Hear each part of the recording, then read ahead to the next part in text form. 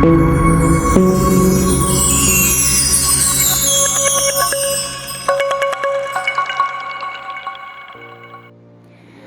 ഹണ്ടറിൻ്റെ പുതിയൊരു stock informative വീഡിയോയിലേക്ക് എല്ലാവർക്കും സ്വാഗതം.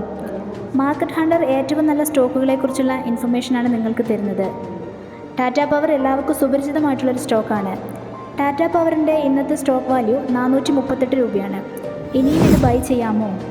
ടാറ്റ പവറിൻ്റെ വാല്യൂ ഇനിയും ഉയരുമോ എന്നതിനെപ്പറ്റി നമുക്കൊന്ന് പഠിച്ചു നോക്കാം. അതിനു മുൻപ് നിങ്ങൾക്ക് സ്ഥിരമായി ഏറ്റവും നല്ല ഷെയറുകളെ പറ്റിയുള്ള വാർത്തകളും ലൈവ് ട്രേഡിംഗ് ലഭിക്കാൻ ചാനൽ സബ്സ്ക്രൈബ് ചെയ്യൂ. ഏകദേശം 104 വർഷങ്ങൾക്ക് മുൻപാണ് ടാറ്റ പവറിൻ്റെ പ്രവർത്തനങ്ങൾ ആരംഭിച്ചത്. മുൻപ് ടാറ്റ ഇലക്ട്രിക് എന്നറിയപ്പെട്ടിരുന്ന ടാറ്റ പവർ 1915 ഇന്ത്യയിലെ ആദ്യത്തെ ജലവൈദ്യുത നിലയങ്ങളൊന്ന് സ്ഥാപിച്ചത്.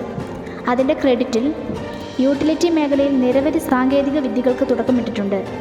പരമ്പരാഗതവും വീണ്ടും ഉപയോഗിക്കാവുന്നതുമായ ഊർജം, പവർ സേവനങ്ങൾ, സോളാർ റൂഫ് ടോപ്പുകൾ, EV ചാർജിംഗ്, ഹോം ഓട്ടോമേഷൻ എന്നിവ ഉൾപ്പെടെ നെക്സ്റ്റ് ജനറേഷന് വേണ്ടുന്ന എല്ലാ പവർ വാല്യൂവും ഇന്ത്യ മുഴുവനായും സംയോജിപ്പിക്കാൻ ടാറ്റ പവറിന് കഴിഞ്ഞിട്ടുണ്ട്.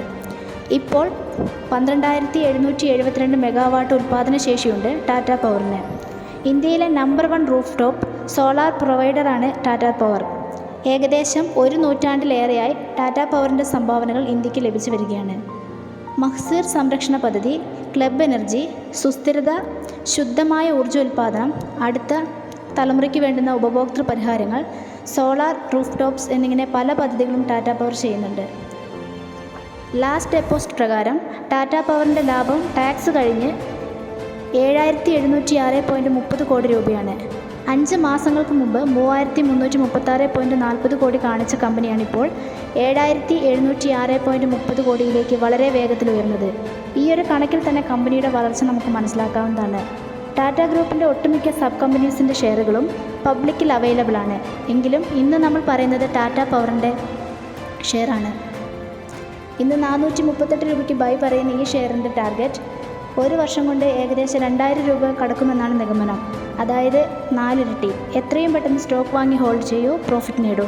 അടുത്ത നല്ല സ്റ്റോക്ക് ടിപ്പുകളുമായി വീണ്ടും കാണാം.